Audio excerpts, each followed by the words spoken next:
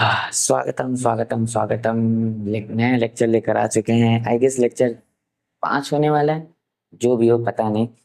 तो हम लोगों ने लास्ट लेक्चर में पढ़ा था कि दर्पण द्वारा प्रतिबिंब कैसे बनता है। उसमें हम लोगों ने देखा था कि अवतल दर्पण में प्रतिबिंब बनाने की 2 प्रक्रियाएं हैं, जिसमें हम लोगों ने रखा था वस्तु जब वस्तु अनंत पर हो और जब वस्तु वक्रता और अनंत के बीच में रखी हो। ठीक है ना। आज हम लोग उसी के जस्ट आगे पढ़ने वाले हैं। मैंने आप लोग को ऑलरेडी ये बता रखा था कि हम लोग हर लेक्चर में 2-2 पढ़ा करेंगे। लेक्चर को ज़्यादा बड़ी नहीं रखा करेंगे, जल्दी जल्दी सिमटाएंगे, जल्दी जल्दी पढ़ेंगे। ठीक है ना। और मेरा मैसेज है आप बच्चों के लिए, जो मेरा वीडियो 2x पे देखता है वो सब गंदे बच्चे हैं। आप भैया मेरा वॉच टाइम कम कर रहे हो। तीसरा देखो, जब वस्तु कहाँ हो, वक्रता केंद्र पर हो। वक्रता केंद्र पर हो, वक्रता केंद्र पर हो चाहे वक्रता केंद्र पर स्थित। हम ये किसके लिए पढ़ रहे हैं? जिनको ना पता हो, नए हो, ये जान लो। हम लोग पढ़ रहे हैं अवतल दर्पण द्वारा प्रतिबिंब का बनना। ठीक है। सबसे पहले हम लोग क्या करेंगे, एक किरण आरेख खींचेंगे अवतल दर्पण का। आपको पता है ये क्या होता है? अवतल दर्पण होता है। ठीक। ये हमने क्या खींच दिया, किरण मुख्य अक्ष। ये है आपका मुख्य फोकस एफ और ये है आपका वक्रता केंद्र सी। तो हमें इसके पीछे का कोई काम नहीं, तो खींचे चाहे ना खींचे उससे कोई मतलब नहीं। बाकी हम यहाँ पे रख देते हैं एक वस्तु, जिस वस्तु का क्या नाम रखें, ए तथा बी। ए तथा बी। किरण आरेख खींचना चालू करें। पिछली बार मैंने बताया था कि किसी भी वस्तु का प्रतिबिंब बनाने के लिए मिनिमम से मिनिमम 2 हमें किरण चाहिए। मैक्सिमम कितनी भी हो डजेंट मैटर, बट मिनिमम 2 किरण जरूर होनी चाहिए, तभी कोई भी वस्तु का प्रतिबिंब बनेगा। क्योंकि कटनी चाहिए ना वो परावर्तन के पश्चात। ठीक है। अब देखो, पहली किरण खींचे, दूसरे मार्कर से खींचते हैं ताकि आप लोगों को थोड़ा सा अलग दिखे। देखो, ये रही हमारी पहली किरण। मैंने आपको बताई थी, एक बात याद रखना, हम दर्पण में 2 तरह की किरण का उपयोग करते हैं। पहली किरण जो मुख्य अक्ष के समांतर जाएगी, दूसरी किरण जो मुख्य फोकस से होकर के कटती हुई जाएगी। देखो, जो मुख्य अक्ष के समांतर जाती है वो किरण परावर्तन के पश्चात फोकस एफ से होकर के चली जाती है। ठीक है ना। और दूसरी किरण हम खींचेंगे, जो किरण जाएगी मुख्य फोकस से होते हुए और जो टकराने के बाद परावर्तित होकर के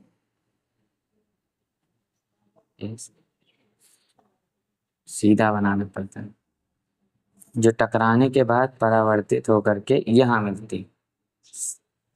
देख रहे हो, व्हाइट बोर्ड पे यही प्रॉब्लम होती है।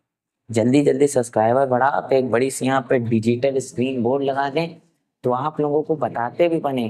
दोस्तों, बच्चों, यारों, फटाफट सपोर्ट। और हमने क्या बोला, यदि कोई किरण, पहली किरण जो मुख्य अक्ष के समांतर जाती है और परावर्तन के पश्चात मुख्य फोकस एफ से कट जाती है, तथा दूसरी किरण मुख्य फोकस एफ से गुजारने पर परावर्तन के पश्चात मुख्य अक्ष के समांतर चली जाती है, ये दोनों किरणें आपस में यहाँ बिंदु ए डैश पर एक दूसरे से को काटती हैं। और इसको पीछे खींचने पर पता चलता है, इसको ऊपर, इसके ऊपर एक अभिलंब खींचने पर देखा जाए तो यही वस्तु का प्रतिबिंब ए डैश बी डैश होता है। ठीक है ना। यही वस्तु का क्या होता है, प्रतिबिंब। क्या समझे?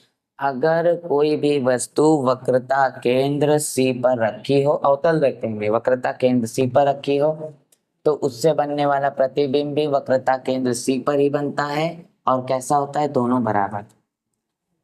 हम लोग लिख रहे थे ना,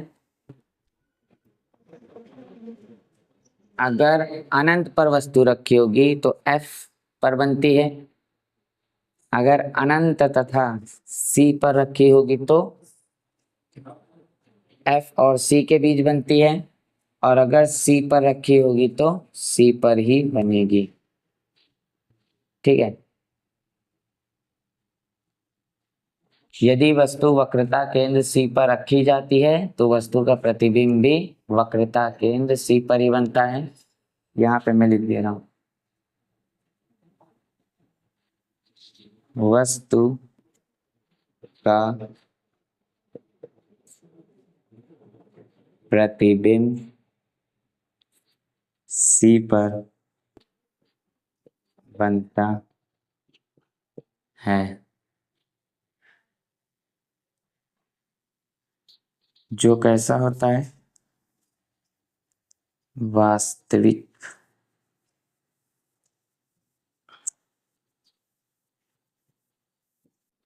क्या मैं लिख रहा हूं, जो कैसा होता है, वास्तविक कॉमा उल्टा तथा वस्तु के बराबर। ठीक है, ना ज्यादा वस्तु से बड़ा ना ज्यादा वस्तु से छोटा, वस्तु के बराबर होता है। नोट कर लो। ठीक, इसका किरण आरेख क्या होता है? किरण आरेख देखो, जब हम कोई वस्तु को यहाँ से अपलोड बोल रहा था, जब कोई किरण को हम यहाँ से छोड़ते हैं, रिलीज करते हैं, तो इसका पहली किरण मुख्य अक्ष के समांतर होती हुई जाती है और मुख्य फोकस एफ से परावर्तन के पश्चात गुजर जाती है। दूसरी किरण जब मुख्य फोकस एफ से जाती है तो परावर्तन के पश्चात मुख्य फोकस एफ से चली जाती है। देखो, जो ऐसा करे ऐसा गया, इसमें ऐसा करे ऐसा चला गया, इसका उल्टा हो गया। ठीक, ये दोनों किरणें आपस में बिंदु ए डैश पर काटती हैं। इनके पीछे या ऊपर अभिलंब बढ़ाने पर बिंदु ए डैश से बी डैश वस्तु का ही वास्तविक उल्टा तथा वस्तु के बराबर प्रतिबिंब बनता है। नोट कर लो, तो हम नेक्स्ट वाला करेंगे।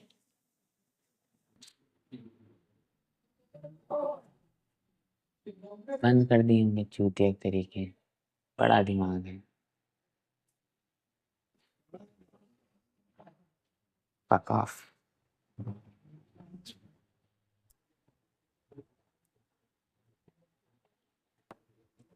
हो गया, इरेज कर दिया जाए।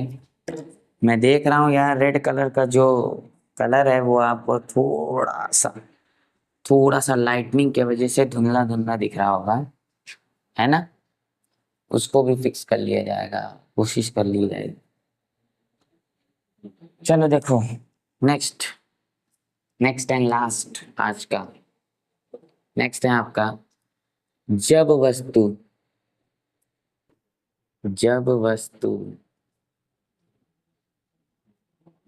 वक्रता केंद्र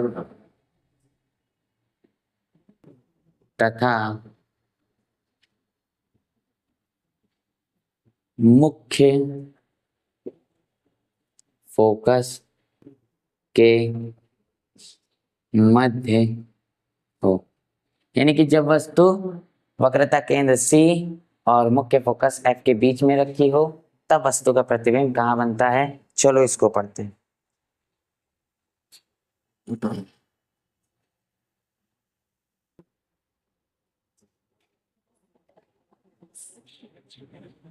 किरण आरेख खींचा जाए, वही हमेशा की तरह हमारा किरण आरेख रहेगा।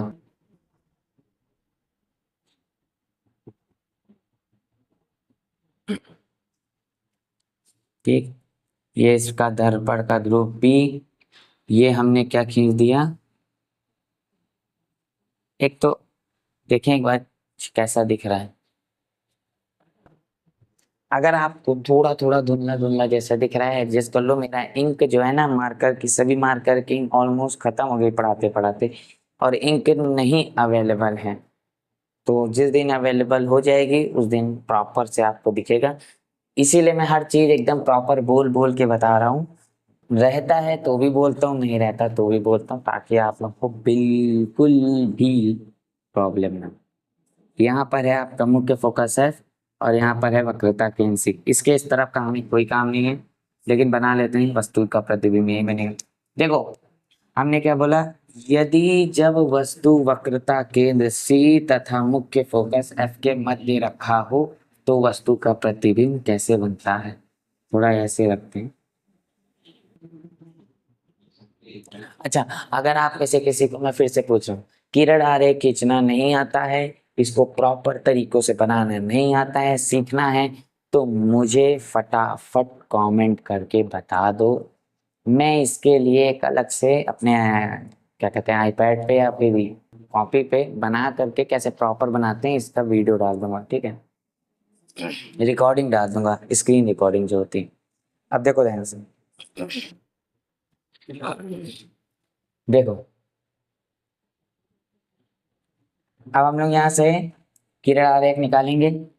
पहली किरण वही हमेशा की तरीके मुख्य अक्ष के समांतर जाएगी और मुख्य फोकस एफ से होकर के चली जाएगी, ठीक। दूसरी किरण वही हमेशा की तरीके मुख्य फोकस एफ से जाएगी और मुख्य अक्ष के समांतर चली जाएगी, ठीक है ना।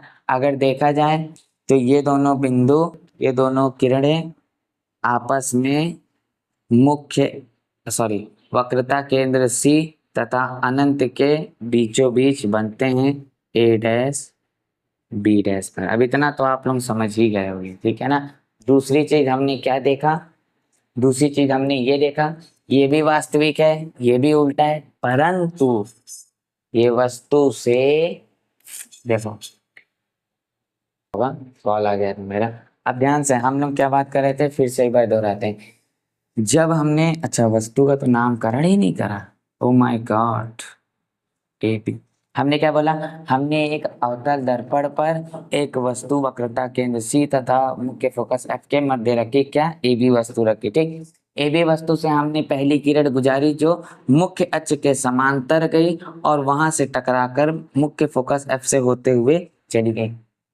सेम इसी तरीके हमने दूसरी किरण निकाली जो मुख्य अक्ष से होते हुए गई और परावर्तन के पश्चात मुख्य अक्ष के समांतर, मुख्य फोकस से होते हुए मुख्य अक्ष के समांतर चलिए।